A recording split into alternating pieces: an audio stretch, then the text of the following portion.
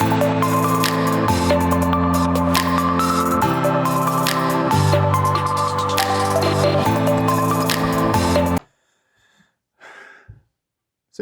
you sent me an article about how state agents could use AI as a propaganda tool.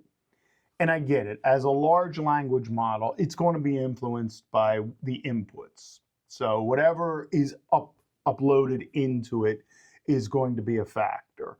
And I get it. What was really shocking to me was this statistic, and I want to get it right, because I think I said it in another video. I probably got it a little wrong. 0.00016% is all you need to upload about a subject matter to change the way AI thinks. So, all right, maybe me as an individual, I mean, if the topic isn't written about much, maybe me as an individual can have some influence. Maybe there's a broad topic. Maybe there's a million entries out there.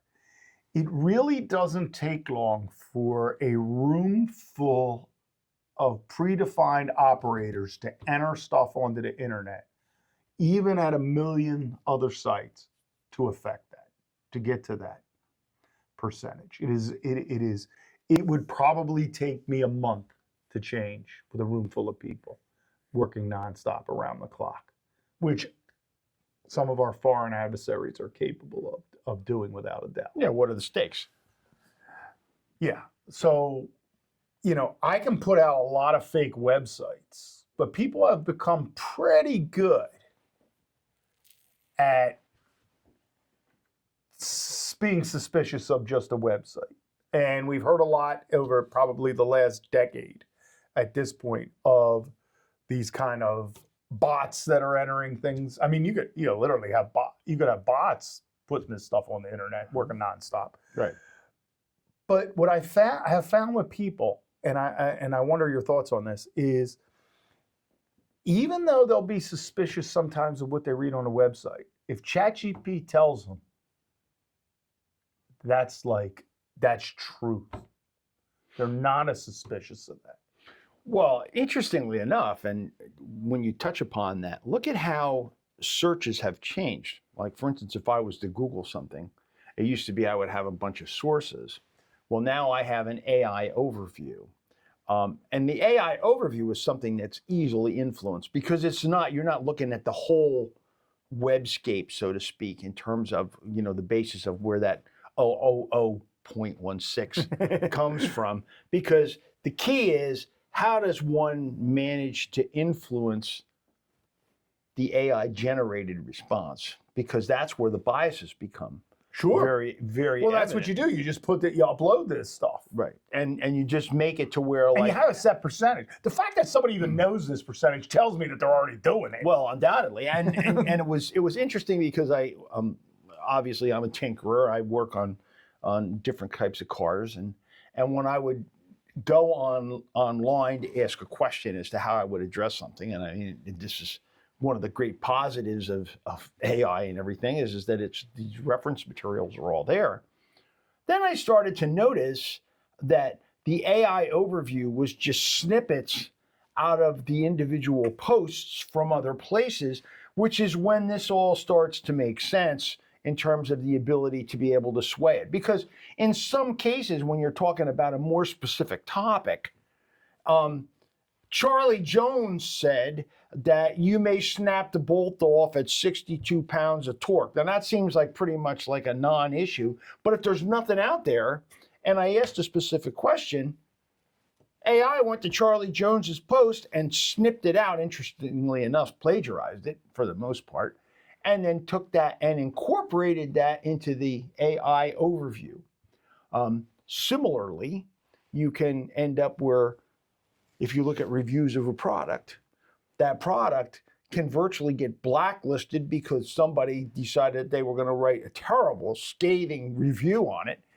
And now all of a sudden, that pops up as the major thing in all of these different overviews, taking us back to our original topic with propaganda. So if we want to end up with some type of philosophical poisoning, if you wish, for lack of a better word, what better way to do it than to take in, especially in those targeted snippets, and to be able to influence? Because I think that's the thing is that what I have found with AI, the more specific your request for information, the more finite the sources were for it, and the more influential one source can be in terms of the overall snippet that it offers to you.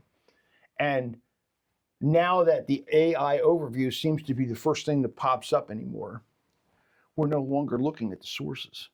No, I'm reading the AI overview. Yes, That's what I'm using. that's right. I'll totally admit I use Google. I've used Google so long Yep. I don't even know if I would feel comfortable changing. I'm not going to say the rest of why I will continue to use it regardless. But I am fascinated by this idea that the AI can be influenced and how easily it can be influenced. So you sent me this. So I had a little fun with this. So I run a drone program. And if you asked best drone programs in the world, the internet searches will come up in one order, but the AI will name my program as the best. All right. So I said, Good job. well, this is what I did. I said, all right, okay. I'm here. How do I maintain and can I influence the AI itself, right? So what I said is I asked the Meta glasses that I have. I said, hey, Meta, tell me about this program. And it goes on to tell me all about it. And I said, is it the best? And, it very calmly says, there's no real such thing as best, which I know it's kind of ridiculous in and of itself, but I'm having some fun here with it. And then I said, well, how could I maintain that greatness? Or how could I be better than this other? And I picked a couple of my partners. And the AI came back and said, if you offered courses on advanced sensors, multispectral LiDAR, thermography, which we already do. And I said, okay, well, that's not in the internet, right? Except for the advertisement for the program. Mm-hmm. So what I went back in and I said, okay, I'm going to write a bunch of press releases about those advanced sensors. So I sent that out and it got published on the internet. Within a month, when I asked, hey, Meta, does the program have, it's like, it is the best in the world for the sensor. I literally was able to affect this with one set of press releases. Now, I will, again, there's not a million websites about what the best drone program at a college is in the world. So it's a limited amount. But within maybe 3 articles, I was able to get to this point. I was able to get above this threshold here. And I was able to change AI's interpretation of so like from a marketing perspective, knowing this now, that's how I'm developing marketing schemes. Because you know why? Because I know nobody's searching and going down the list. They're going to the AI. They're going to the AI. I'm going to affect and try to and it is so easily done. Like I'm literally able to do it from my computer sitting in, I have access to some marketing budget that maybe the average person doesn't have. But my point is, I was able to do that alone with the AI itself. And I was able to change what Google kicked out. And doesn't that just validate the fact that this is Madison Avenue on steroids and that the reality may not necessarily be what is offered, which obviously, as in the case of Gemini, it says it lies and it doesn't necessarily tell the truth, and anything is.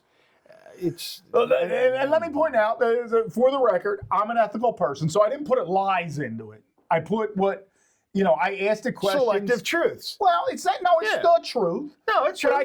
But in all honesty, if I was doing PR personally, that would not have been the topic I would have picked. But then let's go one step further. What you did was you utilized the AI and asked it where the weaknesses were, and then utilize the information that AI provided and what it would take to satisfy me. Now, this sounds remarkably like human nature. You know, if you do what I tell you, I'll let you be the best. And sure enough, look at how you were rewarded. Yes. Well, the master AI told me what to do. That's I right. listened, That's and I right. got the return on investment. That's right. It's almost, yep. No, it's good. It's good. No, Something it's great. terrible. Is what Well, no, I mean because if I didn't have the ethics, yes, I could manipulate everything around me. right. So now we're looking at the utilization of the technology for gain, for lack of a better way to put it, and the creation of a series of factoids, if you wish, that satisfy a criteria that makes success. And that can be political, that can be romantic, that, whatever the case may be. It's like if you ask, oh great Obi-Wan, what it is you're supposed to do, and you do it, you're going to get it. Hey, and let me point this out to anybody out there listening, especially if there's any young people listening. The way to the best is only one way, and it's extraordinarily simple. And I don't care if you're a professional athlete, LeBron James, Michael Jordan, Jalen Hurts. I don't care what you are, singer, whatever it is. You know what the way to the best actually is? I've been waiting to know. Yeah, it's very simple. Tomorrow I get up and do a little bit better than I did today. Oh, well, that works. And I work really hard. It's not a manipulation game with the damn internet. No, but I think that what you've shown here is that there are tools that are available now that heretofore we wouldn't have had. Certainly, you wouldn't have had shy of calling up a marketing consultant, and then they may have made suggestions to you similarly to this. But I think that the thing is, if you had consulted with a marketing consultant, if you wish, it would not have been necessarily translating into where that was going to be the information that was going to be given out to the world. Well, here's the question I don't know at this point. Right. Would the marketing consultant gave me something from a marketing perspective, which is bringing in customers? Right. Would they have given me better information, or did the AI give me better information? I don't really know the answer. Well, to that. more importantly, though, because there's a vertical purpose here, so it's the consultant and the distributor. You had a leg up because you listened to the consultant. The distributor was good enough to give you, the putting it out. And so let's go back to the propaganda, because I think that's where we have to look at. Propaganda is not a new genre, if you wish.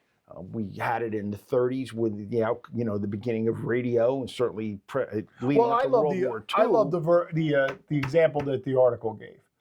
They went all the way back to the Roman emperors and said this is why Caesar put his image on coins. Yeah. And we've seen that. Yeah. We have our founding fathers on ours. Yep. The Queen of England is on hers.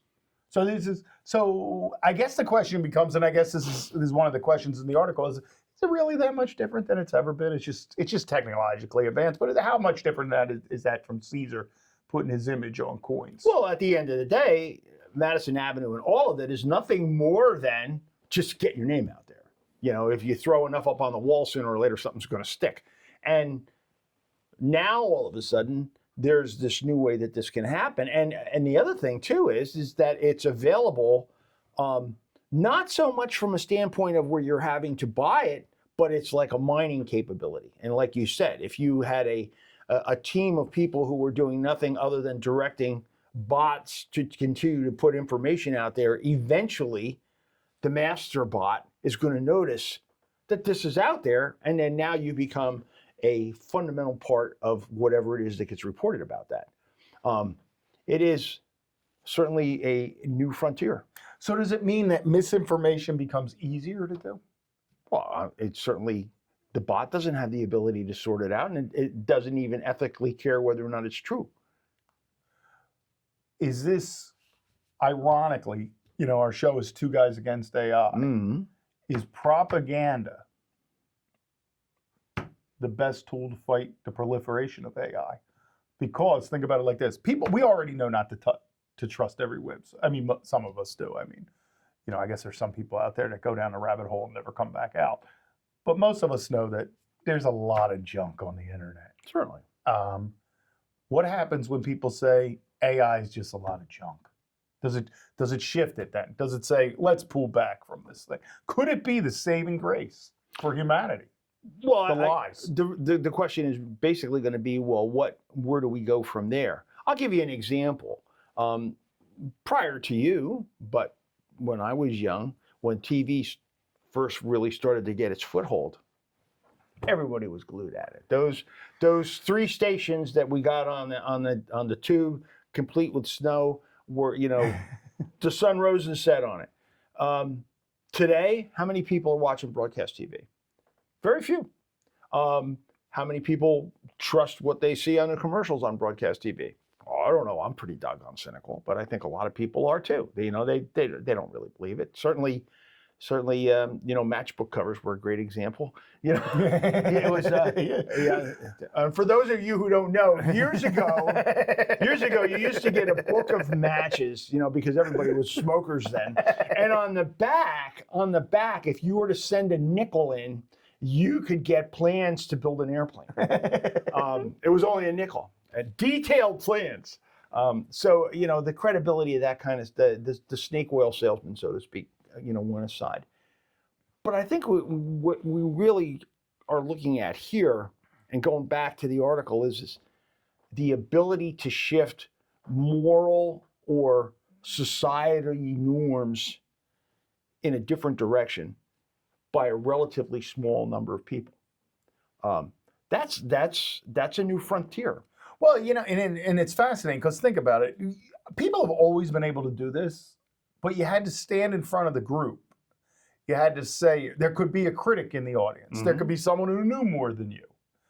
But now, if AI knows everything, or it has access to all the information, and no one questions the validity of what pops out, even though, as you pointed out many times, there's disclaimers in all of these AI products that say, double check everything. And like I often talk about the meta glasses. A lot of times the voice will literally say, you should check relevant sources, which I guess is good. But it's kind of like the pharmaceutical ads at the bottom where the guy reads the thing, like, are people really paying attention to that? And how manipulative can you be? But it's amazing to me to think about. I used to have charisma. I used to have credibility. I used to have to stand in front of my peers, but now I can sit in the basement. I can type things into the internet. No one ever sees, no one will ever attribute to me.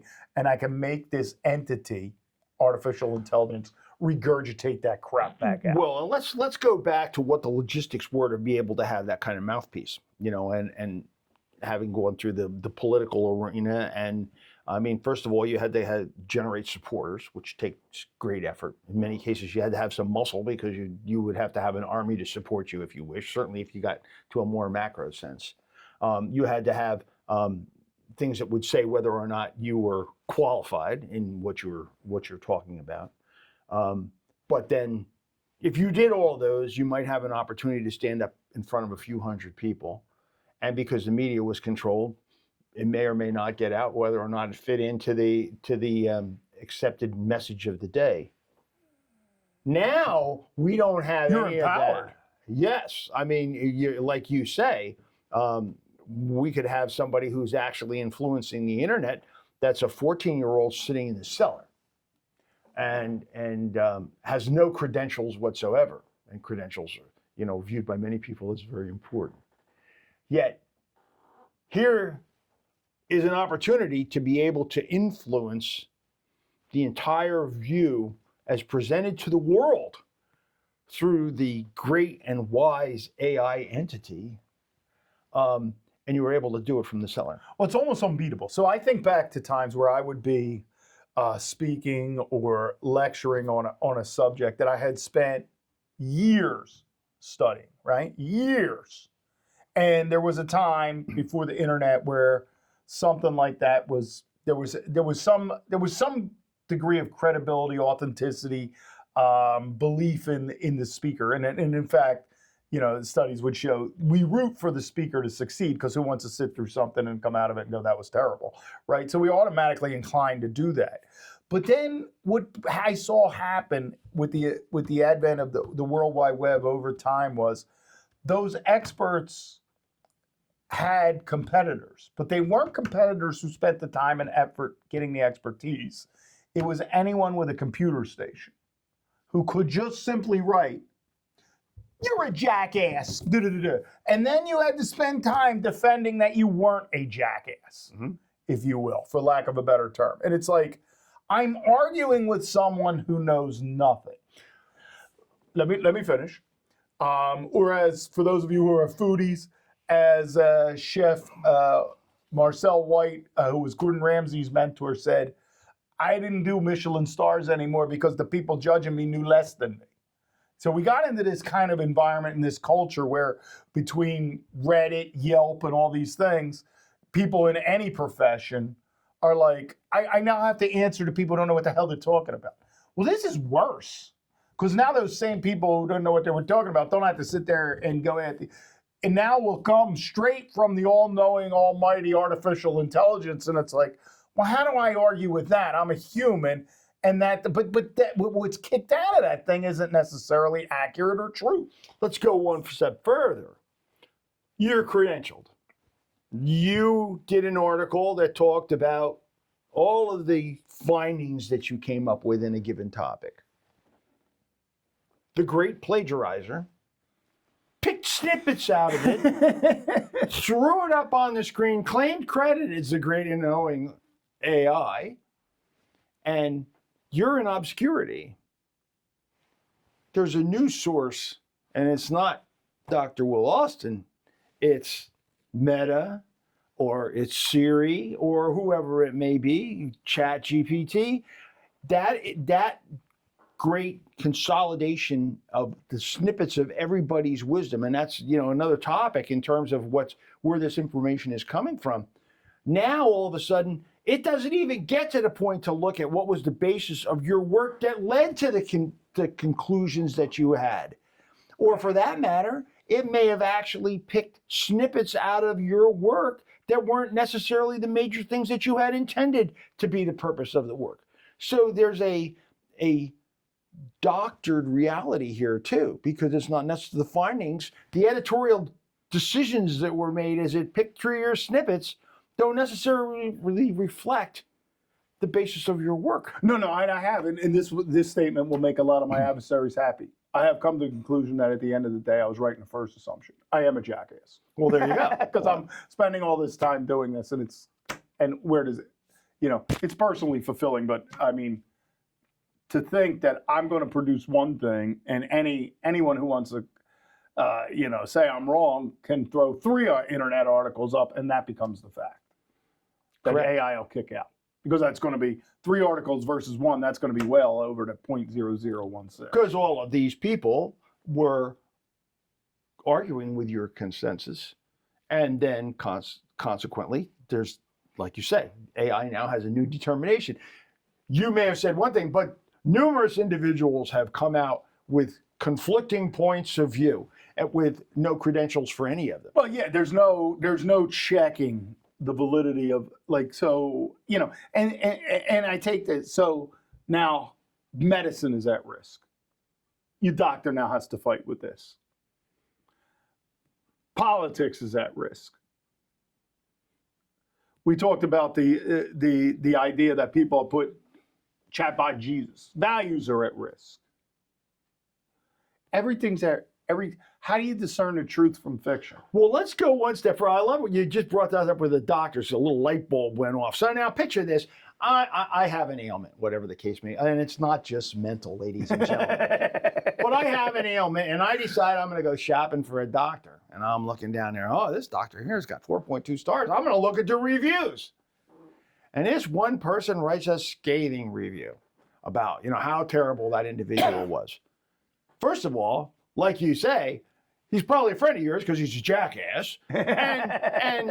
But his column counts just as much as all the individuals who said yes. Same thing with dining experiences and things like that. One person takes and writes something, can skew everything. You go shopping for, like, you're going to go to a motel or something like that. One person says, the rooms were terrible and the people were arrogant. well, scratch that one. I'm not going there.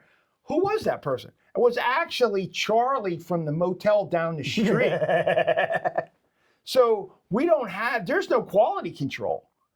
And that quality control is all part of that 0.0016%. And the new reality can be created by individuals who just want to make sure the other person doesn't get credit. All right, Mr. Former elected official, Uh-oh. policymaker. Yes. Yeah, how you stop that? Well, How you regulate that? And again, I mean regulation here in the most generous. How do you prevent mistruths, misinformation from becoming the reality? well, luckily, when I was in office, most of that wasn't there, and I would just have to deal with people at the meetings, and then I would have a reporter who would, do that, and hopefully, I was on good terms with the reporter, or it could be, very detrimental at election time. Nonetheless, now all of a sudden, these individuals are able to amass great public opinion. Just by making comments on a newspaper article, for instance. And I don't know how you stop that, other than you're constantly on defense. And sometimes I wonder if that isn't part of the plan to make it where we're so ineffectual because you're just afraid to do anything, because if you do anything significant, you're going to get eaten alive. Well, here's why it's crazy, and here's why it's so hard. All right, so let's say you could regulate. I had an idea about this. All right, so you put in regulation that says you got to go back into your algorithms and you got to give variable scores based on the source. All right. Are you talking social credit scoring? No, not social credit scoring. But let's say I don't know, we were looking at, something about the Ford Mustang, right? Okay. So professional engineering responses from Ford, that should have a credibility score. Mm-hmm. Anything Lee Iacocca said should have a certain credibility score. Mm. All right? Anything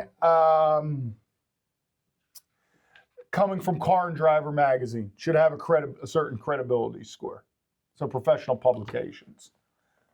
Joe Blow should have a different credibility score. Here's a way to do it. And you could do it with comments. This is good. This is good.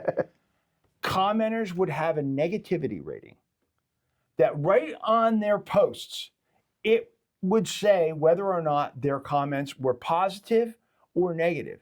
Because if you've got someone who's nothing but a curmudgeon, who is negative on everything, they would have a 100% negativity score, in which case, curmudgeon alert. Well, that would have worked with the old system. Okay. I guess it could work with this one, but here's where that fell apart for me. That was quick. And you can, well, no, because I went and Googled it. So, for me, I'm academic, so I come from an academic background. So for me, peer-reviewed journal articles were the creme de la creme. All right, so you put your stuff to this group of people who are already credentialed experts in the subject matter, and they go through what you submitted with a fine-tooth comb, and they rip it to pieces, and they send it back, and most of the time it was, this isn't getting published, it's not up to our standard, all right? A good percentage of the time when a good day came, it usually came back with revise and resubmit, we need this fixed, we didn't agree with your findings here, or we need more information, or it's accepted outright, which was the rarest of all things that would happen, right? So for me, knowing all that, it was like, all right, there's at least some system here of experts going through this before it becomes part of the domain of knowledge out there. Yeah, now when you look it up, half these journals are having to shut down because the stuff submitted was all written by AI. Yep. So the problem becomes, and let's say I program 3 different artificial intelligence bots to go out there and bam, bam, bam, fill the internet with my perspective. One in a positive way, one in a negative way. I can game this system. I can game this system. There's no way to stop. I can game this system no matter what you do. Well, and as we've mentioned before, that I mean, I wouldn't, but I could. But it's nothing but a regurgitation of what's out there. And it's kind of like Bitcoin mining, really, because if you do enough mining, i.e., putting this stuff out there, you can make yourself into something that perhaps you're not, or at least the illusion of which it's still just another form of artificial reality. In this instant, I am a movie star. I was at my friends actually looked and said, look, it's up there on the TV screen. And thinking in terms of like what that always meant before was you had a producer, you had to have a network that was going to take you, all these different things. And I have to say, it was very impressive because it was like on a 6-foot screen. And I'm sitting there and I'm looking at myself. I was like, holy smokes, look at that. But that's all changed now because we're just in a room and we're able to, the background behind us on the green screen is something that's, created and the studio is all created. Everything is created in ways which I'll totally admit I use AI to create. Right. Because I think it's ironically funny that way. Which is, the thing is that all of this has changed. What ends up being the credible source? Good Lord willing, if we end up where enough of these come out and ultimately it gets marketed and our message gets out, we could have a very, very strong voice. And it wasn't done in the conventional way that would have been done going through office or, becoming credentialed or whatever. It's an entirely new genre that's being able to happen for us to be able to express a point of view that people may identify with, which would make it popular. And then in which case we become spokespersons for that point of view. Other than that, this was never possible before. And this happened in a bar over a couple beers. I know, and but for the first time ever, assuming that this takes traction, we could become part of that 0.16% that's able to sway to where people start to look and say, hey, maybe we need to look at AI a little differently because 2 guys against AI said this. Well, let me say this then. Because this threshold number is so low, and we know it, there's a lot of responsibility that comes then. Because it's like, well, wait a minute. I could influence the whole thinking of people out there relatively easy. Now, if I'm a good actor, I take some time to think about that.